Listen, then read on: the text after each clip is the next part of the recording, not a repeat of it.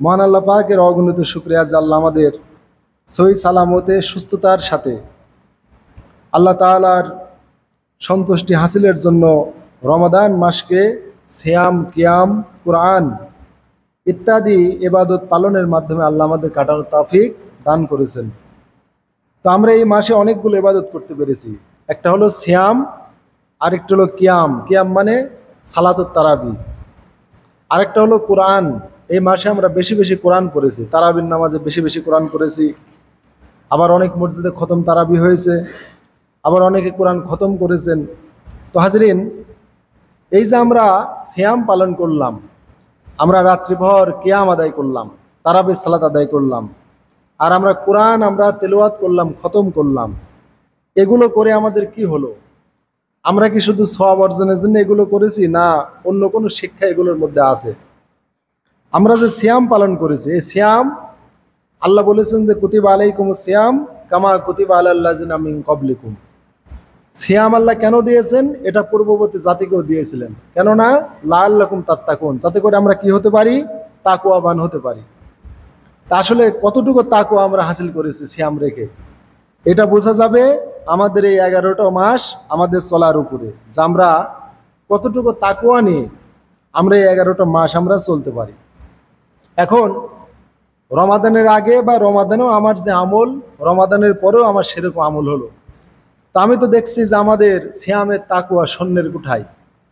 কেননা আমরা স্বয়ং রোজা রেখে আমরা গিল্লা গিবত করেছি, শিকায়ত করেছি, চগলখড়ি করেছি, আমরা অন্যায় ছাড়তে পারিনি, রাগ চেক দিতে পারিনি, জাহালাত অজ্ঞতা চেক দিতে পারিনি, আমরা মানুষের প্রতি হিংসা বিদ্বেষ এগুলো আমরা চেক দিতে পারিনি। তাহলে সিয়াম পালন করে আমরা এগুলো করেছি।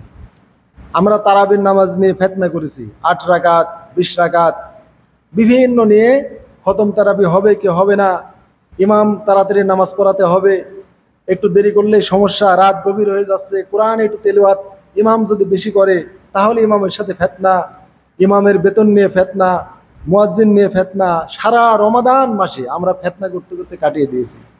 তাহলে আমাদের তাকওয়া কতটুকু হাসিল হলো? তাহলে স্বয়ং সিয়াম পালনরত অবস্থায় যদি আমরা তাকওয়া যদি অবলম্বন না করতে পারি, তাহলে সিয়াম চলে গেছে, এখন আমাদের তাকওয়া কোথায়? এখন যদি আমাদের তাকওয়া মাপা যায়, তাহলে আমাদের তাকওয়া হয়তো শূন্যের কোঠায় চলে যাবে। এজন্য হাজরিন, সিয়াম পালন করে আমরা যদি অন্যায় অপকর্ম, জাহালাত, শিরিক বেদাত, কুসংস্কার, অপসংস্কৃতি এগুলো যদি পরিহার করতে না পারি, তাহলে সিয়াম পালনে কোনো লাভ নাই। আল্লাহ রসুল বলেছেন, রুব্বা সাইমিন লাইসা লাহু মিন সিয়ামিহি ইল্লাল আতাশ ওয়াল জু। অনেক সিয়াম পালনকারী আছে যাদের শুধু রোজা রেখে শুধু খাদ্যের ক্ষুধা আর পানির পিপাসা ছাড়া তাদের আর নসিবে কিছু হয় না। তাহলে তাদের শুধু ক্ষুধার কষ্টই করে আর পানির পিপাসা করে। ক্ষুধার কষ্ট আর পানির পিপাসা ছাড়া এদের নসিব আর কিছুই জুটে না। এই জন্যে আমরা কি কোন পর্যায়ে সিয়াম পালনকারী হয়েছি? আমরা কি সত্যি তাকওয়া যে একটা প্রশিক্ষণ নিয়ে সিয়াম এসেছিল সেই সিয়ামটা পালন করতে পেরেছি, নাকি খেলে আমাদের ক্ষুধার কষ্ট হয়েছে? হাজরিন, আমরা মনে করি যে আমাদের অধিকাংশ মুসলমানের সিয়াম পালন করে শুধু ক্ষুধার কষ্টই হয়েছে আর পানির পিপাসা লেগেছে। কেননা আমরা সিয়ামরত অবস্থায় অনেক ফেতনা করেছি, অনেক জুলুম নির্যাতন, মারামারি, গিল্লা গিবত, অনেক কিছু আমরা করেছি, মানুষের জমির আল ঠেলেছি, মানুষের সাথে হিংসা বিদ্বেষ করেছি। এই যে অন্যায়গুলো করেছি, এই অন্যায়গুলো করার দ্বারা আমাদের সিয়ামের সওয়াবগুলো নষ্ট হয়ে গেছে, কোনো উপকারে আসবে না এই সিয়াম। আমরা যদি দুনিয়াতে যদি কাউকে গালি দেই, কাউকে প্রহার করি, কারো মাল খাই, সম্পদ খাই, মানুষের দোকান বাকি নিয়ে না দেই, তাহলে উনি কিয়ামতে আমার এই সওয়াবগুলো নিয়ে যাবে। তাহলে এই যে আল্লাহ আমাদের সিয়াম দিয়েছেন, সিয়াম আমরা সকাল থেকে সন্ধ্যা পর্যন্ত হালাল খাদ্য আমরা পরিহার করলাম, অথচ হারাম পরিহার করলাম না। আজকে সুদ মুসলিম সমাজের ঘরে ঘরে পৌঁছে গেছে, ডাইরেক্টে ইনডাইরেক্টে সবাই সুদ খাচ্ছে, সুদ থেকে মুক্ত কেউ নয়। যারা ডাইরেক্টে সুদ খায় তারা তো খাচ্ছেই, ইনডাইরেক্টেও সুদ খায়। যেমন মনে করেন যে আমি ইমাম, আরেকজন মসজিদে মুয়াজ্জিন আছে, আপনারা যে আমাদের বেতন দিচ্ছেন, এই বেতনের টাকা যে শতভাগ হালাল টাকা দিচ্ছেন কোনো গ্যারান্টি দিতে পারবেন? যারা আমাদের বেতন দিচ্ছেন ওদের মধ্যে কি সুদখোর নাই? ওদের মধ্যে কি এগুলি নাই? হিংসাত্মক মানসিকতা যাদের আছে এরকম নাই? তাহলে অনেক সন্ত্রাস, ক্যাডার, চাঁদাবাজ, সুদখোর এদের টাকা আমাদের নিয়ে চলতে হচ্ছে। এটা কি কারণে? আবার আমরা যারা সরকারি চাকরি করছি, আমাদের টাকার মধ্যেও যাত্রার টাকা আছে, সিনেমার টাকা আছে, সরকারের বিভিন্ন ট্যাক্স। সরকার মদের উপর ট্যাক্স করেছে, সে তার উপরে সে টাকাগুলো আমাদের বেতনে আছে। তাহলে আমরা কেউ ডাইরেক্টে কেউ ইনডাইরেক্টে আমরা খাচ্ছি সুদ। তাহলে সুদ থেকে কি মুক্ত আছি আমরা? অথচ মরা গরুর গোস্ত, শুয়োরের গোস্ত এবং রক্ত এগুলোর চাইতেও জঘন্য সুদ।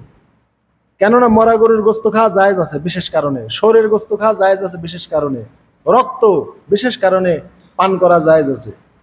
কিন্তু সুদ কোনো কারণেই জায়েজ নাই। সুদের কোনো হালাল কোনো খাত নাই। শুয়োরের গোস্তের হালাল খাত আছে, রক্তের হালাল খাত আছে, মরা গরুর হালাল খাত আছে। এই মরা গরু একটা হালাল খাত আছে, ওই খাতে লাগানো যাবে যদি এটা হারাম। আবার আল্লাহর নাম ছাড়া অন্যের নামে যা জবাই করা হয়েছে, দেবদেবীর নামে যেগুলো বলি দেওয়া হয়েছে, এগুলোরও হালাল খাত আছে। মুসলমান এগুলোও খাতে পারবে বিশেষ এক টাইমে। তাহলে আল্লাহর নাম ছাড়া দেবদেবীর নামে যেগুলো জবাই করা হয়েছে ওগুলো হারাম, কিন্তু বিশেষ ক্ষেত্রে হালাল। শুয়োরের গোস্ত হারাম, কিন্তু বিশেষ ক্ষেত্রে হালাল। মরা গরুর গোস্ত, তারপরে কুকুর, শিয়াল, যেগুলো হিংস্র, বাঘ, জানোয়ার, এই মরা জীবজন্তু যেগুলো যেগুলো আমাদের জন্য হারাম, এগুলোরও বিশেষ হালাল খাত আছে। রক্ত যেগুলো যেটা হারাম, এই হারামেরও বিশেষ খাত আছে, যে খাতে এগুলো হালাল হয়ে যায়। কিন্তু সুদ এমন একটা জিনিস যার কোনো বিশেষ কোনো হালাল খাত নাই। এই জন্য হাদিস শরীফে এসেছে, আল্লাহ কোরআনে যেটা বলেছেন, সুদের সবচেয়ে বড় গুনাহ কিয়ামতের দিন আল্লাহ এবং রাসূলের সাথে যুদ্ধ। ফাযানু বিহারবিন মিনাল্লাহি ওয়া রাসূলি, আল্লাহ যেটা কোরআনে জানিয়ে দিয়েছেন যে আল্লাহর সাথে যুদ্ধ ঘোষণা। তাহলে সুদ যারা খায় তাদের সবচেয়ে বড় গুনাহ আল্লাহ এবং রাসূলের সাথে যুদ্ধ। আর সবচাইতে ছোট গুনাহ হলো নিজের মায়ের সাথে জিনা করা, নাউযুবিল্লাহ মিন যালিক। নিজের মায়ের সাথে উপগত হওয়া। তাহলে হাজিরিন, এই যে সাংঘাতিক অপরাধ, তাহলে নিজের মায়ের সাথে উপগত হওয়ার কি কোনো হালাল পথ আছে? নিজের মায়ের সাথে জিনা ব্যভিচারের হালাল পথ আছে? নাই। তাহলে সুদেরও কোনো হালাল পথ নাই। নিজের মাকে বিয়ে করার যেমন হালাল পথ নাই, নিজের মাকে জিনা ব্যভিচার করার যেমন হালাল পথ নাই, সুদেরও কোনো হালাল পথ নাই। আল্লাহ রাসূলের সাথে যুদ্ধ করার হালাল পথ আছে? তাহলে সুদের ৭০-এর উপরে গুনাহ আছে। কতর উপরে? ৭০-এর উপরে গুনাহ আছে। তার মধ্যে সবচেয়ে বড় স্তর আল্লাহ এবং রাসূলের সাথে যুদ্ধ, যেটা আল্লাহ কোরআনে সূরা বাকারায় জানিয়েছেন। আর সবচেয়ে নিম্ন পর্যায়ে যেটা, সেটা হচ্ছে নিজের মায়ের সাথে উপগত হওয়া, জিনা ব্যভিচার করা। হাজরিন, সুদখোর হয়তো আল্লাহ রাসূলের সাথে যুদ্ধ করতে রাজি হতে পারে, কিন্তু সুদখোর কি মায়ের সাথে জিনা করতে রাজি হবে? তাহলে সুদখোর সবচেয়ে বড় যেটা গুনাহ, আল্লাহ এবং রাসূলের সাথে যুদ্ধ, সেই বড় গুনাহটা হয়তো সুদখোর করতে পারে। কেননা আল্লাহ রাসূলের সাথে বিভিন্নভাবে যুদ্ধ করা যায়। তার বিধান, তার আদেশ নির্দেশ লঙ্ঘন করেও আল্লাহর সাথে যুদ্ধ ঘোষণা করা যায়। তারপরে আল্লাহর ওলি, আল্লাহর প্রিয় বান্দা যারা, যেটা আল্লাহ রাসূল সহিহ বুখারীতে বলেছেন, অন্যান্য হাদিসে আছে যে আল্লাহর প্রিয় বান্দা যারা ওলি, আল্লাহর প্রিয় ব্যক্তিত্ব, আল্লাহর ইবাদত বন্দেগী করে, এই আল্লাহর প্রিয় বান্দা ওলিদের সাথে যারা শত্রুতা করে, তারাও আল্লাহর সাথে যুদ্ধ ঘোষণা করে। এটা আল্লাহ রাব্বুল আলামিন বলেছেন যে আমার মান আদালি ওয়ালিয়ান, আমার ওলি বান্দার সাথে, আমার বন্ধুর সাথে যারা শত্রুতা করে, তারা যেন আমার সাথে যুদ্ধ করলো। তাহলে আল্লাহর ওলি কিভাবে হওয়া যায়? আল্লাহ তাআলা নিজেই জানিয়েছেন যে বান্দা আমার সবচেয়ে বড় ওলিত্ব লাভ করে আমি যে ইবাদত ফরজ করেছি সেটার মাধ্যমে। তাহলে ওলি হওয়া যাবে ফরজ ইবাদত পালনের মাধ্যমে। তারপরে আল্লাহ রাব্বুল আলামিন, আল্লাহ রাসূল বললেন যে এরপরে আমার বান্দা ফরজ ইবাদত পালনের পর নফলের দিকে ধাবিত হয়। এমন পর্যায়ে নফল ইবাদত করে, করতে করতে এমন পর্যায়ে বান্দা পৌঁছে যায় যে আমি বান্দার ওই চোখ হয়ে যায় যে চোখ দিয়ে বান্দা দেখে, আমি বান্দার সে হাত হয়ে যায় যে হাত দিয়ে সে ধরে, আমি বান্দার সে পা হয়ে যায় যে পা দিয়ে বান্দা চলে। তাহলে আল্লাহ রাব্বুল আলামিন, তার মানে কি, আসলে আল্লাহ চোখ হয় না, আসলে আল্লাহ হাত হয় না, আসলে আল্লাহ পা হয় না, কিন্তু আল্লাহ বুঝাচ্ছেন যে বান্দার অঙ্গ প্রত্যঙ্গ আমার হুকুমের তাবেদারি হয়ে যায়। সুবহানাল্লাহ বিহামদি। কেননা চোখ হওয়া আল্লাহর, এটা মানে আল্লাহর অনুযায়ী, বৈশিষ্ট্য অনুযায়ী এটা খাপ খায় না। আল্লাহর জাত ও সত্তা অনুযায়ী কোনো মানুষের হাত আল্লাহ হবেন এটা অসম্ভব, কোনো মানুষের পা আল্লাহ সাজবেন বা হবেন বা পায়ের রূপ ধরবেন এটা আল্লাহর জন্য অসম্ভব। তার মানে বান্দার অঙ্গ প্রত্যঙ্গগুলো আল্লাহর অনুগত হয়ে যায়। তো হাজরিন, তাহলে একজন সুদখোর বান্দা আল্লাহর সাথে বড়টা করতে চাইবে, হয়তো আল্লাহ রসুলের সাথে যুদ্ধ করতে চাইবে, আর করেও তো তাই। এখন ধরে নেন শরীয়তের একজন বড় আলেম, যে কোরআনের সবচেয়ে বেশি আমল করে, সে হচ্ছে বড় ওলি। ইমাম আবু হানিফার আকীদা, আহলুস সুন্নাহ জামাতের আকীদা হলো আল মুমিনুনা কুল্লুম আউলিয়াউর রহমান, সব মুমিন আল্লাহর ওলি। আমরা তো খালি মনে করি যে অলির ঘরে জন্ম হলেই অলি, ফুরফুরার পীর সাহেব যারা তারাই অলি, চরমনের পীর যারা তারাই শুধু অলি। এ বুঝ মহাভুল, মহাভুল ধারণা। আল্লাহ কোরআনে জানিয়েছেন যে আল্লাহ ওয়ালিউল্লাযিনা আমানু, আল্লাহ মুমিনদের ওলি, যারা ঈমান এনেছে তারাই আল্লাহর ওলি। আল্লাহ অন্য আয়াতে জানাচ্ছেন যে আলা ইন্না আউলিয়াল্লাহি লা খাউফুন আলাইহিম ওয়া লা হুম ইয়াহজানুন, জেনে রাখো আল্লাহর ওলিদের কোনো চিন্তা নেই, কোনো দুশ্চিন্তা নেই, কোনো পেরেশান নেই। আল্লাযিনা আমানু ওয়া কানু ইয়াত্তাকুন, যাদের মধ্যে দুইটা গুণ আছে তারা আল্লাহর ওলি। কয়টা গুণ? দুইটা গুণ। এটা কে বলেছেন? আল্লাহ বলেছেন। তাহলে ওলি হতে হলে কয়টা ডিগ্রি লাগে? মাত্র দুইটা ডিগ্রি লাগে। একটা হচ্ছে আল্লাযিনা আমানু, যারা ঈমান এনেছে। তাহলে ওলি হওয়ার প্রথম সার্টিফিকেট হলো ঈমান আনা। ওয়া কানু ইয়াত্তাকুন, 2 নম্বর দলিল হলো বা সার্টিফিকেট হলো আল্লাহকে ভয় করা। তাহলে আল্লাহর প্রতি ঈমান এনে যদি কেউ আল্লাহকে ভয় করে, সে হচ্ছে আল্লাহর ওলি। এটা আল্লাহ কোরআনে জানিয়েছেন। এখন হাজিরিন, আপনাদের রমাদানে বিভিন্ন ওলির কাহিনী শুনাইছি, যে ওই যে 3টা যুবক মরুভূমিতে চলার পথে তারা গুহার মধ্যে গেল, আটকে গেল, পাথর এসে গুহার মুখ বন্ধ হয়ে গেল, বের হওয়ার পথ পেল না। তারপরে একজন বলল, আমি তো চাচাতো বোনকে আমি খারাপ কাজ করতে চেয়েছিলাম, কিন্তু আল্লাহ তোমার ভয়ে ছেড়ে দিয়েছি। একজন বলল, একজন শ্রমিক আমার কাছ থেকে টাকা পাইতো, ওটা টাকা না নিয়ে চলে গিয়েছিল, ওটা আমি ব্যবসায় খাটাইছিলাম, আমি গরু মুরগি কিনে ফেলেছিলাম, অনেকদিন পর আসার পর সেটা দিয়ে দিয়েছিলাম। আরেকজন বলল, আমি পশু নিয়ে দৌড়ে চলে গিয়েছিলাম, বাড়িতে এসে আমার মা বাপ ঘুমিয়ে গিয়েছিল, আমি দুধ দহন করে আমি মায়ের বাপের পাশে দাঁড়িয়েছিলাম। এই যে আল্লাহর ভয়, এই বান্দাগুলো আল্লাহর ওলি ছিল। এই 3টা বান্দা আল্লাহর ওলি হয়ে গেছে শুধু এতটুকু কর্ম করার কারণে, কেননা তারা ইমানদার এবং আল্লাহকে ভয় করেছিল।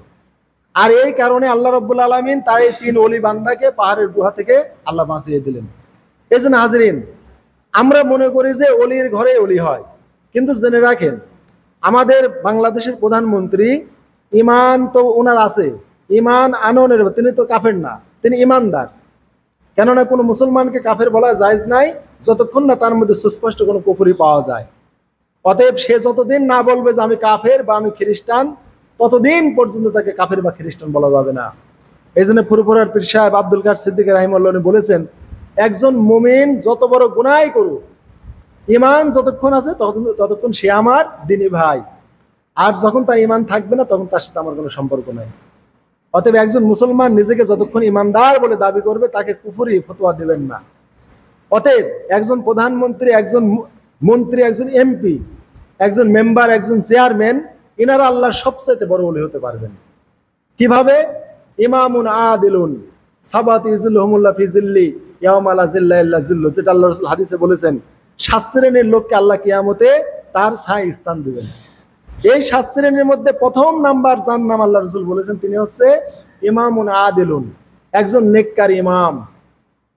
অর্থাৎ ইমাম মানে যার দায়িত্বে কিছু লোক থাকে। এটা হচ্ছে রাষ্ট্রপ্রধান হতে পারে, আমি মসজিদের ইমাম আমি হতে পারি, আপনি আপনার পরিবারের অভিভাবক, গার্ডিয়ান, আপনি একজন ইমাম। আপনার পরিবারকে কতটুকু আদেল ইনসাফ আপনি কায়েম করতে পেরেছেন, যদি করতে পারেন তাহলে আপনি আল্লাহর ওলি। এই ওলিদেরকে 7 শ্রেণীর লোককে আল্লাহ সেদিন তার ছায়ায় স্থান দিবেন। তাহলে একজন আল্লাহর মুমিন বান্দা তাহাজ্জুদ ইবাদত বন্দেগী করে, নফল ইবাদত করে যে সওয়াব পাবে, একজন ইমামে আদেল ইনসাফ কায়েম করে তার চেয়ে বেশি সওয়াব পাবে। এই জন্য আল্লাহ রাসূল তার নাম প্রথমে নিয়েছেন, তারপর অন্যদিকে নিয়েছেন যে ওই যুবক যাকে কোনো বেগানা নারী ডাকে আর সে বলে আল্লাহকে ভয় করি, ওই মানে ব্যক্তি, যে ব্যক্তি নীরবে নিভৃতে আল্লাহ জিকির করে, আল্লাহকে স্মরণ করে, তারপর চোখ দিয়ে পানি বের করে, এদের নাম আল্লাহ রাসূল পরে নিয়েছেন। ওই ব্যক্তি যার অন্তর মসজিদের সাথে লটকানো, মসজিদ থেকে বের হলে মসজিদ আসার জন্য আবার ছটফট করে, এই 7 প্রকারের লোকের নাম পরে নিয়েছেন। প্রথমেই নিয়েছেন ইমামে আদেল। তার মানে তুমি যতই যুবক হও, তোমাকে একটা পরনারী ডাকুক, তুমি বললে আমি আল্লাহকে ভয় করি। আবার তুমি যত বড় আল্লাহর ওলি হও, নীরবে নিভৃতে আল্লাহকে ডাকছো, তোমার চোখ দিয়ে পানি বের হচ্ছে আল্লাহর ভয়ে, যতই তুমি কাঁদো, তোমার এই নীরবে নিভৃতে একাকিত্ব নফল ইবাদতের চাইতে একজন ইমামে আদেলের ইনসাফের দাম সবচেয়ে আল্লাহর কাছে বেশি। উনি যদি ইনসাফ করেন সমাজে, ওই ইনসাফের দাম সবচাইতে বেশি। আর এই ইনসাফকারী আল্লাহর সবচেয়ে বড় প্রিয় বান্দা, সবচেয়ে বড় ওলি। এই জন্য আমরা মনে করি যে আল্লাহর ওলি হতে হলে এত এত আমল লাগবে, এই পোশাক পরিধান করতে হবে, তা না হাজিরিন। ওলি হতে মাত্র দুইটা গুণ লাগে। আল্লাহ যে না মানু ওয়া কানু ইয়াত্তাকুন। কয়টা গুণ? দুইটা গুণ। যারা ঈমান এনেছে এবং আল্লাহকে ভয় করেছে। ঈমান এবং আল্লাহকে ভয়, এই তাকওয়া, এই দুইটা গুণ হাসিল করতে পারলে আপনি আল্লাহর ওলি। এই জন্য ইমাম আবু হানিফার আকীদা বর্ণনা করে ইমাম আবু জাহর তাহাবী তার আকীদা তাহাবী বলেন, আল মুমিনুনা কুল্লুম আউলিয়াউর রহমান। আল্লাহ যেহেতু বলেছেন যে মুমিনরা আমি আল্লাহ মুমিনদের ওলি, অতএব যে ব্যক্তি ঈমান এনেছে ওই সকল ঈমানদার আল্লাহর ওলি। তবে ওয়াকরামুম ইনদাল্লাহি আতওয়াহুম ওয়াত্তাবাউম লিল কুরআন, তবে মুমিনদের মধ্যে যারা আল্লাহকে সবচাইতে বেশি আল্লাহর আনুগত্য করে, আল্লাহর কোরআনের বেশি ইত্তেবা করে, সে সবচাইতে সম্মানিত ওলি। সে আল্লাহর কাছে সবচেয়ে সম্মানিত, সবচাইতে মর্যাদা সম্পন্ন বড় ওলি আল্লাহর কাছে যে ব্যক্তি আল্লাহর বেশি অনুগত, আল্লাহর আদেশ নির্দেশ যে সবচেয়ে বেশি পালন করে এবং আল্লাহর কোরআনের ইত্তেবা করে, সে আল্লাহর কাছে সবচেয়ে সম্মানিত ওলি। তাহলে হাজিরিন, আমরা মনে করি ওলির ঘরে হলেই ওলি হওয়া যায়, এটা অসম্ভব। নবীর ঘরে হলেই নবী হয় না। নূহ আলাইহিস সালাম নবী ছিলেন, তার সন্তান কিন্তু নবী ছিল না, তার সন্তান কেনান কাফের ছিল। তারপরে ইব্রাহিম আলাইহিস সালামের পিতা আজর, সে কিন্তু কাফের ছিল। আমাদের নবীর পিতামাতা দুইজনই কুফরি অবস্থায় মারা গিয়েছেন। তাহলে আমাদের বুঝতে হবে যে ঈমান এবং তাকওয়া, আর এই তাকওয়ার জন্য আল্লাহ সিয়াম দিয়েছিলেন যে বান্দা তুমি কি সিয়াম পালনকারী, তুমি আমার আদেশ পালনের জন্য তুমি হালাল খাদ্য সুবহে সাদিক থেকে সন্ধ্যা পর্যন্ত পরিহার করলে। কিন্তু সুদ, জিনা, ব্যভিচার, ঘুষ, রাহাজানি, গিল্লা, গীবত যেগুলো আগে থেকেই হারাম এবং চিরদিনের জন্য হারাম, যেগুলো কোনো হালালের পথ নাই, ওইগুলো তুমি হালাল মনে করলে, ওইগুলি তুমি পরিহার করতে পারলে না, তাহলে তোমার এই হালাল খাদ্য পানি ত্যাগের কোনো দরকার নাই, কোনো মূল্য নেই এই কষ্ট করে। অতএব হাজিরিন, সিয়াম যে আমরা পালন করেছি, এখন এর শিক্ষা আমাদের বাস্তব জীবনে আনতে হবে যে আমরা কতটুকু তাকওয়া হাসিল করতে পারলাম। যদি আমার আপনার যদি সিয়াম কবুল হয়ে থাকে, সত্যিই তাকওয়া যদি আমরা অর্জন করতে পারি, তাহলে আমরা মানুষের গিল্লা ছেড়ে দেব, গীবত ছেড়ে দেব, হিংসা ছেড়ে দেব, জমির আলটালা ছেড়ে দেব, সুদ ছেড়ে দেব। কিন্তু আমাদের সমাজে আর সুদ আজকে রন্ধে রন্ধে জড়িয়ে গেছে। তাহলে একজন সুদখোর আল্লাহ এবং রসুলের সাথে যুদ্ধ করতে চাইবে না, বা চাইবে, আল্লাহ এবং রসুলের সাথে যুদ্ধ হয়তো করতে চাইবে তার অজ্ঞতাবশত, কিন্তু ওই পাপিষ্ট নাফরমান সুদখোর কোনো মতেই নিজের মায়ের সাথে জিনা করতে চাইবে না। চাইবে? সে যত বড় হয়তো বলবে যে আল্লাহ রসুল সে যুদ্ধ করা যেতে পারে, কিন্তু মায়ের সাথে কাম করা যেতে পারে না। এই জন্য এক কিতাবে আছে, আল্লাহু আলাম, এর সনদ মতন আল্লাহ ভালো জানেন, যে এক যুবক এসে আল্লাহ রসুলকে বলল যে আমি জিনা করতে চাই, আপনি আমাকে পারমিশন দেন। আল্লাহ রসুল বলল যে তোমার মায়ের সাথে কেউ জিনা করুক, তুমি কি চাও? কয় না না না। কয় তোমার বোনের সাথে কেউ জিনা করুক, তুমি কি চাও? কয় না না না, এটা অসম্ভব ব্যাপার। বললো হে যুবক, কোনো মানুষও চায় না তুমি তার মায়ের সাথে তার বোনের সাথে তুমি জিনা করো। হাজিরিন, যত বড় সুদখোর হোক, ওই সুদখোর কি ওর মাকে কাউকে জিনা করতে দিবে? দিবে? বলেন, কথা বলতে হবে আমার সাথে। ওর বোনকে অন্য কাউকে দিয়ে জিনা করাবে? বা কোনো মানুষ ডেকে এনে বোনের ঘরে তুলে দিবে? কিন্তু এই কাজ করতে সুদখোর রাজি হবে না, কিন্তু সুদখোর নিজেই যে কাজ করতেছে, নাউজুবিল্লাহ মিন যালিক। তাহলে সুদখোর এত বড় হারামখোর যে সুদখোর অন্য মানুষকে দিয়ে মাকে জিনা করাচ্ছে না, সুদখোর অন্য মানুষকে দিয়ে নিজের বোনকে জিনা করাচ্ছে না, আর এটা করাও না, এটা মেনেও নিবে না, কিন্তু সুদখোর নিজেই নিজের মায়ের সাথে এই কাজগুলো করছে। এত বড় নিকৃষ্ট বেহা কাজে সুদ। এই জন্য হাজিরিন, সুদের কোনো হালাল কোনো খাত নাই। আপনি শোরের গোস্ত ছাড়া কিছু পাচ্ছেন না। আল্লাহ বলেছেন ফামান ইস্তুররা গয়রা বাগ ওয়ালা আদ ফালা ইসমা আলাই। তুমি এমন এক এলাকায় তুমি চলে গিয়েছো, বা এমন এক পজিশন তোমার কাছে মরা গরু ছাড়া, শোরের গোস্ত ছাড়া, রক্ত ছাড়া, বা হিন্দুদের ওই দেবতার নামে বলি দেওয়ার ওই পাঁঠার গোস্ত ছাড়া আর কিছু নাই। তুমি কি করো? এখান থেকে তুমি তোমার প্রয়োজন অনুযায়ী তোমার জীবন বাঁচানোর জন্য তুমি খাও। ফালা ইসমা আলাই, এতে তোমার কোনো অন্যায় হবে না, তোমার কোনো গুনাহ হবে না। এজন্য আল্লাহ নিজেই এই কথা বলেছেন, ফালা ইসমা আলাই। ইস মানে পাপ, অন্যায়, গুনাহ। তাহলে আল্লাহ নিজেই ফতোয়া দিয়েছেন শরীর গোস্ত খালে, মরা গরুর গোস্ত খালে, তারপরে ওই পাঁঠা যে বলি দিয়েছে দেবতার নামে, এই বলির পাঁঠার গোস্ত খালে, রক্ত পান করলে তোমার কোনো গুনাহ হবে না। কে বলেছেন? আল্লাহ। এর বিপরীতে কি আল্লাহ কোথাও বলেছেন যে যখন তোমার সংসারে অভাব অনটন দেখা যাবে, তোমার কোলায় চাউল থাকবে না, তোমার জমিতে ফসল মার যাবে, দেশে হাহাকার লাগবে, তখন তুমি তোমার রিজিকের জন্য তুমি একটু সুদ তুমি নিয়ে আসো, ব্যাংক থেকে তুমি সুদ তুলিও, সমাজের সুদী মহাজনের কাছে গিয়ে তুমি সুদে টাকা নিয়ে এসো? এরকম কোনো ফতোয়া আছে নাকি? আল্লাহ কোথায় এরকম বলেছেন কোরআনে? আল্লাহ রসুল কোন হাদিসে বলেছেন? আমার হয়তো অজানা থাকতে পারে, আপনারা যারা সুদ খান বা সুদের সাথে জড়িত তারা এগুলো খোঁজেন তো। তাহলে আল্লাহ রাব্বুল আলামিন শরীর গোস্ত, মরা গরুর গোস্ত, রক্ত, ওই বলির পাঁঠার গোস্ত খাওয়া আল্লাহ বিশেষ কারণে আল্লাহ হালাল করলেন এবং বললেন এতে কোনো গুনাহ নাই। কিন্তু দেওয়ালে পিঠ থেকে গেলেও আল্লাহ কোথাও বলেন নাই যে সুদ খাওয়া যাবে, কোথাও আল্লাহ রাব্বুল আলামিন বলেন নাই। তাহলে হাজরিন, তাহলে যারা সমাজে সুদ খায় আমি তাদেরকে বলি, ভাই আপনার কি এতই রিজিকের অভাব যে আপনি মরা গরুর গোস্ত খাওয়ার উপযোগী হয়ে গেছেন? আপনার কি পরিবারে এতই অভাব যে আপনি শরীর গোস্ত খাওয়ার উপযোগী হয়ে গেছেন? আপনার কি সংসারে এতই অভাব যে আপনি রক্ত পানের যোগ্য হয়ে গেছেন? আপনার সংসারে কি এতই অভাব যে ওই হিন্দুদের বলির পাঁঠার গোস্ত ছাড়া আপনার আর রিজিকের পথ নাই? যদি আপনি এই পর্যায়ে চলে যান তাহলে আপনি মরা গরুর গোস্ত খান, আমি ফতোয়া দিয়ে দিলাম। এ ফতোয়া আল্লাহ দিয়েছেন, আমি আল্লাহ তাআলার আমি একজন বান্দা হিসেবে তার কোরআনের মেসেজ আপনাকে দিয়ে দিলাম। আপনার দেওয়ালে পিঠ থেকে গেলে রিজিক হাসিলের কোনো উপকরণ আর না পেলে, আর আপনাকে কেউ সমাজে রিজিক দিচ্ছে না, আপনি বঞ্চিত, আপনি সুদ না তুলে আল্লাহ বলেছেন শরীর গোস্ত খাও, মরা গরুর গোস্ত খাও, তারপরে তুমি রক্ত পান করো, ওই বলির পাঁঠার গোস্ত তুমি খাও, এটা আল্লাহ তাআলা বলেছেন। ভাই ওই জন্য আপনি ওই পর্যায়ে চলে গেলে আপনি সুদ না খেয়ে মরা গরুর গোস্ত খান, পচা নোংরা নর্দমায় ডেনে এই যে রক্তগুলো আছে এগুলো আপনি পান করেন, আপনার কোনো গুনাহ হবে না, এটা আল্লাহ জানিয়ে দিয়েছেন। আপনি শোর খান, বনে জঙ্গলে গিয়ে শোর মেরে খান, তাহলে আপনার এগুলোতে আপনি কোনো গুনাহ হবে না, আল্লাহ বলেছেন। তাহলে হাজিরিন, যারা সুদখোর তাদেরকে বলি, ভাইরা আপনি কি প্রয়োজনে আপনি সুদ খাচ্ছেন? আপনি কোন প্রয়োজনে সুদ খাচ্ছেন? সুদের দলিলটা আপনি আমাকে দেন যে হুজুর এই কারণে আমি সুদ খাচ্ছি। যদি আপনি বলেন যে ভাই আমার পরিবার চালানোর কোনো গতি আর নাই, যদি গতি না থাকে তাহলে আপনাকে আমি বলবো তাহলে আপনি শরীর গোস্ত খান বা রক্ত পান করেন, ওই যে ব্রয়লার বেচতেছে আপনার বাজারে, ব্রয়লারের লারি ভুড়িগুলো খান, এগুলো খাওয়া আল্লাহ জায়েজ করেছে, খান আপনি। বা আপনি খ্রিস্টান পাড়ায় যায় আপনি 2 টুকরা আপনি শরীর গোস্ত খাওয়া আসেন, অথবা হিন্দুদের দেবতার যে পাঁঠার বলি দিছে ওই বলির পাঁঠার গোস্ত আপনি 1 টুকরা খাওয়া আসেন, আপনার কোনো গুনাহ হবে না।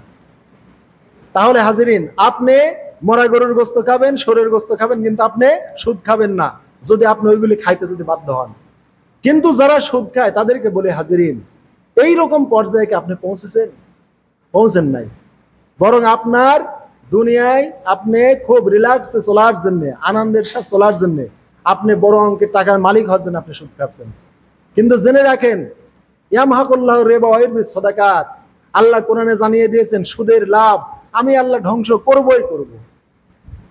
ইয়ামহাকুল্লাহু রিবা, এটা হচ্ছে আল্লাহ তাআলা মানে মুস্তাকবিল, মুজারে মুস্তাকবিলের সেগা আল্লাহ ব্যবহার করেছেন, মানে আল্লাহ রাব্বুল আলামিন এই সুদের লভ্যাংশ আল্লাহ ধ্বংস করবেন, করবেন, করবেনই, করতেই থাকবেন, এরকম অর্থ। বা করছেন, আল্লাহ সুদের লভ্যাংশ ধ্বংস করছেন, করতেছেন, করবেন, করবেনই, করতেই থাকবেন, এরকম অর্থ হয়। ওয়াইরবিস সাদাকাত, আর দান সদগার যে লভ্যাংশ বা দান সদগাটা আল্লাহ প্রতিপালন করছেন, করবেন, করতেই থাকবেন, বাড়াতেই থাকবেন দান সদগার লাভ। অতএব হাজিরিন, আপনি একটা গরিবকে 1 টাকা আপনি দান করেছেন, এই 1 টাকা আল্লাহ তাআলা বাড়াচ্ছেন। আপনি যেমন জমিনে 1 বছরে আপনি 5 কাঠা পেঁয়াজ লাগাচ্ছেন, বিছন হয়ে গেলে পরে এবার 5 বিঘে লাগাচ্ছেন, এই যে আপনি জমির আপনি আবাদ বাড়াচ্ছেন, ফসল বাড়াচ্ছেন, আল্লাহ তাআলা আমি আপনি যখন দান করি আল্লাহ তাআলার ওই আমল নামায় বা আমাদের আমল নামায় দানের একটা চারা লাগানো হয়ে যায়। আর এই চারাটাকে পরিচর্যা করে ওয়াইরবিস সাদাকাত, স্বয়ং আল্লাহ রাব্বুল আলামিন এই সদগাটা লালন পালন করেন। ওই খেতে এই সাদগার এই মানে বৃদ্ধি এটা স্বয়ং আল্লাহ করেন। তাহলে আল্লাহ নিজেই এর লালন পালনের দায়িত্ব আল্লাহ নিয়েছেন। এই জন্য আমার আপনার 1 টাকার দান অনেক বড় উহুদ পার হয়তো আল্লাহ কিয়ামতে বানিয়ে ফেলবেন। আল্লাহ আবাদ করতেই থাকবেন আমাদের এই সাদগার বিষয়টা। আর সুদ ধ্বংস করবেনই। সমাজে এমন অনেক মানুষ পাবেন, আমরা নিজেই দেখেছি, আমার বয়সী আমার চেয়ে কমবে বয়সী আমাদের গ্রামে এমন মানে বাঘা বাঘা সুদখোর। এই সুদখোরেরা মানে 12 মাসে 13টা গাড়ি পাল্টায়, মানে নামি দামি সব ব্র্যান্ডের গাড়ি। আর বাজারে যদি একটা নদীর মাছ আছে, ভালো মাছ আছে, এইভাবে ঘিরে নেয়। মানে ও আগে মাছ কিনবে, মাছ তোমরা কিনবে না হলে কিনবে না। এক সুদখোরকে দেখলাম যে নদীর থেকে ভালো একটা ট্যাংরা মাছ এসেছে, এইভাবে মানে সেই তার গন্ডা ঘিরে নিয়েছে, কাউকে দিবে না। এখন চতুর্দিকে তাকাচ্ছে কাকে দেয়া যায়।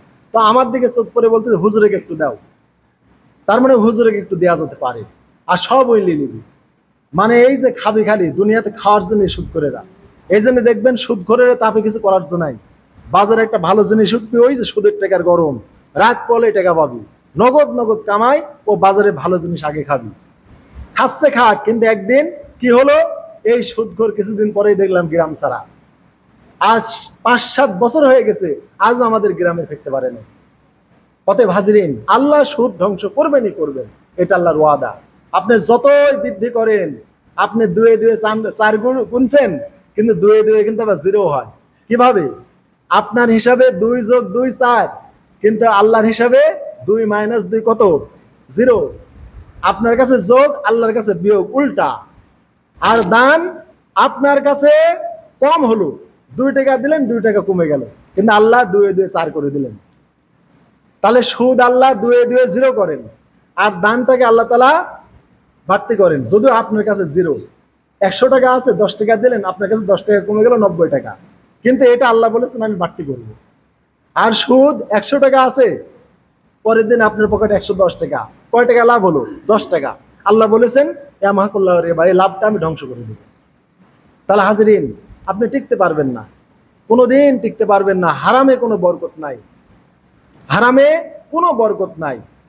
আজ মনে করেন যে পৃথিবীর যারা নামি দামি বিজ্ঞানিক, তারাই আজ শরীর গোস্ত খাওয়া বাদ দিচ্ছে। শরীর গোস্তে এত জার্ম, এত লাভা আছে, এটা কল্পনা করা যায় না। ক্যান্সার সৃষ্টি হয় শরীর গোস্তে, রক্তপান, এগুলো পৃথিবীর বড় বড় সায়েন্স বিজ্ঞানী তারা এগুলো বাদ দিচ্ছে। কিন্তু আল্লাহ রাব্বুল আলামিন তাও এগুলো জায়েজ করেছেন, যে বিশেষ কারণে এগুলো খায়ও, কিন্তু সুদের দিকে যাও না। সুদ খা, আমি আল্লাহ আমার সাথে যুদ্ধ করার সমতুল্য। তাফসীরের মধ্যে এসেছে, হযরত আব্দুল্লাহ ইবনে আব্বাস বলেছেন, কিয়ামতের দিন সুদখোর, আল্লাহ কোরআনে যেটা বলেছেন যে মানুষকে জিন ধরলে যেমন বেমূর্তি হয়, ওই রকম চেহারা নিয়ে কিয়ামতে উঠবে। এটা আল্লাহ কোরআনে জানিয়ে দিয়েছেন, যে শয়তান বা জিন আসর করলে যেরকম চেহারা হয়, এরকম চেহারা নিয়ে কিয়ামতে উঠবে। এটা আল্লাহ কোরআনে জানিয়ে দিয়েছেন। তারপরে ফেরেশতারা তার হাতে একটা তরবারি দিয়ে বলবে, যাও ওইখানে বা পর্দার আড়ালে আল্লাহ এবং তার নবী মুহাম্মদ সাল্লাল্লাহু আলাইহি ওয়াসাল্লাম অপেক্ষা করছেন তোমার জন্য, তোমার সাথে যুদ্ধ হবে, তার সাথে যুদ্ধ করে আসা আজকে। অতএব হাজিরিন, বেশি বেশি সুদ খাবেন তাহলে, তাই না সুদখোরেরা? কারণ আল্লাহর সাথে যুদ্ধ করতে হবে, কিন্তু আল্লাহ নবীর সাথে যুদ্ধ করতে হবে আপনাকে। তাহলে আপনাকে সুদ যারা খাচ্ছেন, কত শক্তি অর্জন করার দরকার, কারণ আপনার যুদ্ধ স্বয়ং আল্লাহর সাথে হবে, স্বয়ং আল্লাহ নবীর সাথে হবে। তাহলে ইন্নাল্লাহ আলা কুল্লি শাইইন কদির, আল্লাহ সবচাইতে বড় শক্তিমান। ওই শক্তিমানের সাথে যুদ্ধ করতে হলে আপনার কত শক্তি হওয়া লাগবে তাহলে। অতএব সুদখোরেরা যদি আল্লাহর সাথে যুদ্ধ করার শক্তি যোগাতে পারেন, তাহলে আপনি এ পথে চলেন। আর যদি আপনি মনে করেন যে আমি আল্লাহর সাথে রসুলের সাথে যুদ্ধ করে পারবো না, তাহলে আপনি আজই ত্যাগ করেন, তওবা করেন। এই বরকত দেওয়ার মালিক কে? স্বয়ং আল্লাহ রাব্বুল আলামিন বরকত দেওয়ার মালিক। অতএব হাজিরিন, হালাল খাদ্য পানি আপনি রমজান মাসে আপনি ত্যাগ করলেন, পানি পান করলেন না, ভাত খেলেন না, কিছুই খেলেন না সারাটা দিন, কিন্তু আপনি হারাম খাচ্ছেন, সুদ খাচ্ছেন ইচ্ছে কম প্রয়োজনে। এটা আপনাকে কে বলেছে? আপনার দেওয়ালে পিঠ থেকে গেলে আপনি শরীর গোস্ত খান, মরা গরুর গোস্ত খান, কিন্তু আপনি সুদ কখনো খাইতে পারবেন না। তাহলে সুদ এত নিকৃষ্ট, সুদ যে দেয়, যে গ্রহণ করে, যে লেখে, যে সাক্ষী হয়, সকল প্রকারের প্রতি মানে আল্লাহ রাসূল লানত করেছেন, এত লানত করেছেন তাদেরকে। অতএব সুদ খাওয়া মানুষের রক্ত চুষা একবারে সমতুল্য। হাজরিন, যারা সুদ খায় তারা বলে যে সুদ আর ব্যবসাতে একই। কাফেরেরা এটা বলতো, ইন্নামাল বায়ু মিসলা রিবা, কাফেরেরা বলতো সুদ আর ব্যবসাতে একই। এটা আল্লাহ কোরআনে কাফেরের কথা জন্য জানিয়ে দিয়েছেন। কারণ আপনি 100 টাকা একটা মানুষকে আপনি সুদের উপর দিলেন, দিয়ে বললেন কি ভাই 100 টাকা আমাকে প্রতি মাসে আমাকে 50 টাকা লাভ দিতে হবে, 1 মাস পর আমাকে 150 টাকা দিতে হবে। আচ্ছা, তাহলে এইভাবে আপনাকে দিল। এবার একটা ব্যবসায়ী 100 টাকা দিয়ে মাল কিনে 1 মাসে 50 টাকা লাভ করলো, ওরও 100 টাকা 150 টাকা হলো। এই জন্য কাফেরদের কথা সুদ আর ব্যবসা তো একই জিনিস। আল্লাহর আবার এত জ্ঞান কম নাউজুবিল্লাহ, যে আল্লাহ আবার বলে যে তোমরা সুদ খাও না, ব্যবসা করো। আল্লাহ ব্যবসাকে হালাল করলেন, সুদকে হারাম করলেন। এ আবার কেমন আল্লাহ? আল্লাহর কেমন ইনসাফ? অতএব কাফেরেরা বলে সুদ আর ব্যবসা একই জিনিস। তখন আল্লাহ জানিয়ে দিলেন আহাল্লাহু বাই ও হারামার রিবা, আল্লাহ সুদের লাভকে হারাম করেছেন আর ব্যবসার লাভকে আল্লাহ হালাল করেছেন। হাজিরিন, আপনি 100 টাকা দিয়ে পরের দিন 10 টাকা নিয়ে 110 টাকা করার চাইতে আপনি 100 টাকা দিয়ে মাল কিনে এনে পরের দিন 120 টাকা বেচেন, এই 20 টাকা আপনার জন্য হালাল। আরেকটা আপনাদের আমি বলে দিতে পারি, সেটা হচ্ছে কি বাঁচার পথ। যারা মানুষের সাথে টাকার লেনদেন করে, টাকার বিনিময়ে টাকা, এই লেনদেনে যদি আপনারা লভ্যাংশ নির্ধারণ করেন তাহলে সুদ হবে। আর যদি লভ্যাংশ নির্ধারণ না করেন তাহলে আপনি বাঁচবেন কিভাবে জানেন? একজন ব্যবসায়ী অভাবে পড়েছে, দোকানে মাল কিনবে, আপনাকে এসে বলল ভাই আমাকে 1 লক্ষ টাকা দাও। আপনি তাকে কি বলবেন? এইভাবে নির্ধারণ করবেন, ভাই 1 লক্ষ টাকা দিলাম, মাস শেষে বা বছর শেষে তোমার যে লাভ হবে ওই লভ্যাংশ আমাকে দিবে, তোমার অন্যান্য টাকার সাথে যে লাভ হবে সেই লাভ দিবে। এখন মনে করেন ও 2 লক্ষ টাকা দিয়ে ব্যবসা করে, আপনার টাকা দিয়ে 3 লক্ষ হলো। এই 3 লক্ষ টাকা দিয়ে ব্যবসা করে 1 বছরে 30,000 টাকা লাভ করেছে। তাহলে ওর 2 লক্ষ, আপনার 1 লক্ষ, লাভ হয়েছে 30,000, তাহলে আপনি কত পাবেন? 10,000 টাকা পাবেন। এইভাবেই দোকানদারের উপর ছেড়ে দিবেন যে ভাই তোমাকে আমি ব্যবসার নিয়াতে টাকাটা দিলাম, তোমার যে লাভ হবে তুমি লভ্যাংশটা আমাকে ভাগ করে দিবে। এইভাবে যদি দেন তাহলে আপনার এই লভ্যাংশটা হালাল। এর বিপরীতে যদি আপনি দোকানদারকে বললেন 1 লক্ষ টাকা দিলাম, 1 বছর পর তোমার 5,000 টাকা দিতে হবে আমাকে, এইভাবে নির্ধারণ করে দিলেন, তাহলে হারাম হয়ে যাবে। 2 নম্বর কথা হলো, আপনি মানুষকে যদি আপনি টাকা লেনদেন করেন তাহলে কিভাবে করবেন জানেন? আপনার এলাকায় পেঁয়াজ রসুন আছে, আপনি সে ধরেন 2,000 টাকা একটা জমির মালিককে দিলেন, ওই লোকটা আপনার কাছে সুদের উপর টাকা নিতে আইছে। আপনাকে আমি লাভ সুদের চেয়ে বেশি করাচ্ছি, একটু জ্ঞান খাটান, হালাল পথে আসেন, সুদের চাইতে বেশি আপনি লাভ করতে পারবেন, কিন্তু আপনার সুদ হবে না। একটা জমির গৃহস্থ বা কৃষক সার কেনার জন্য বা বীজ কেনার জন্য আপনার কাছে সুদের উপর টাকা নিতে আইছে। যারা সুদখোর তাদেরকে আমি হালাল পথ বলে দেই। আপনি গৃহস্থকে বলবেন যে ভাই এই যে 2,000 টাকা নিলে, তুমি রসুন ওঠার পর আমাকে তুমি 2 মণ রসুন দিও, তোমাকে টাকা দেয়া লাগবে না, তাহলে এটা হালাল। অত 2 মণ রসুনের দাম 12,000 টাকা, তাহলে আপনি 2,000 টাকায় 12,000 টাকার মধ্যে 2 বাদ দিলে 10,000 টাকা লাভ হলো। কিন্তু আপনি যদি বলেন যে ভাই এই যে 2,000 টাকা দিলাম, তুমি আবাদ উঠলে আমাকে 3,000 টাকা দিতে হবে, তার মানে আমার 2,000 আর লাভ 1,000, এই দিয়ে 3,000, তাহলে আপনি হারাম হয়ে যাবে। এই জন্য সুদ হচ্ছে মাসালান বি মাসালিন, এককের বিনিময়ে একক, অর্থাৎ টাকার বিনিময়ে টাকা, তারপরে লবণের বিনিময়ে লবণ, তেলের বিনিময়ে তেল, বা ধানের বিনিময়ে ধান, এইগুলি কম বেশি করলেই সুদ হয়ে যায়। কিন্তু যদি অন্য জিনিস দিয়ে মানে কনভার্ট করেন তাহলে সুদ হয় না। যেমন সহিহ মুসলিম থেকে একটা হাদিস দেই, হজরতে বেলালের বাড়িতে আল্লাহ রসুল বেড়াতে গেলেন। তো বেলাল রাদিয়াল্লাহু তাআলা আনহু আল্লাহ রসুলকে খুবই টাটকা একবারে বাজারে হাই কোয়ালিটি খেজুর আল্লাহ রসুলকে খেতে দিলেন। এবার আল্লাহ রসুল বললেন, বেলাল তুমি তো গরিব মানুষ, আর তুমি কৃষকও না, তোমার তো খেজুরের বাগানও নাই, এত উন্নত মানের এত সুন্দর টাটকা খেজুর কোথায় পেলে? আল্লাহ রসুলের সন্দেহ। তখন বেলাল বলছে, ইয়া রাসূলুল্লাহ, এই আমার কাছে মনে করেন যে 3-4 কেজি খেজুর ছিল। তা আমি চিন্তা করলাম এই নর্মাল খেজুর রসুলের সামনে কিভাবে ধরি, আমি এইগুলি দিয়ে রসুলকে কিভাবে আপ্যায়ন করি। তা আমি এই 3-4 কেজি খেজুর আমি বাজারে নিয়ে গেলাম, নিয়ে গিয়ে এক দোকানদারকে আমি এই 3 কেজি খেজুর দিয়ে আপনার জন্য আমি 1 কেজি নিয়ে আইছি, এই খেজুরের বিনিময়ে খেজুর আমি নিয়ে আইছি। আল্লাহ রসুল বলেন, বেলাল তুমি সুদ খেয়েছো, নাউজুবিল্লাহ। তুমি এই 3 কেজি খেজুর দোকানদারের কাছে বেচতে হতো যে ভাই আমার এই খেজুরগুলো আপনি কিনে নেন, এইবারে টাকা দিয়ে যদি তুমি এই টাটকা খেজুর আমার জন্য নিয়ে আসতে তাহলে সুদ হতো না। তুমি মাসালান বি মাসালিন, মনে রাখবেন একই জিনিসের বিনিময়ে একই জিনিস কম বেশি করলে সুদ হয়। খালি বেশিতে সুদ তা না, কমেও সুদ হয়। বেলাল দিল 3 কেজি, নিল 1 কেজি, এইরকম কাজ করবেন না। আপনি সমাজে একজনে আপনি আমন ধান দিচ্ছেন, মনে করেন যে 1 মণ, কিন্তু আপনি ইরি ধান নিচ্ছেন 1 মণ 10 সের, এরকম না। যা নেবেন তাই দিবেন, কম বেশি করলে কিন্তু সুদ হবে। রসুন 5 কেজি দিলে 5 কেজিই নেবেন, 6 কেজি নেবেন না। কিন্তু আপনি রসুন 5 কেজি দিয়ে আপনি 1000 টাকাও নিতে পারেন, তাহলে আপনারা সুদ হবে না। তাহলে খেয়াল রাখবেন, টাকার বিনিময়ে টাকা, রসুনের বিনিময়ে রসুন, পেঁয়াজের বিনিময়ে পেঁয়াজ, ধানের বিনিময়ে ধান, তেলের বিনিময়ে তেল, লবণের বিনিময়ে লবণ, সোনার বিনিময়ে সোনা, রূপার বিনিময়ে রূপা, একই জিনিসের লেনদেনে কম বেশি সুদ।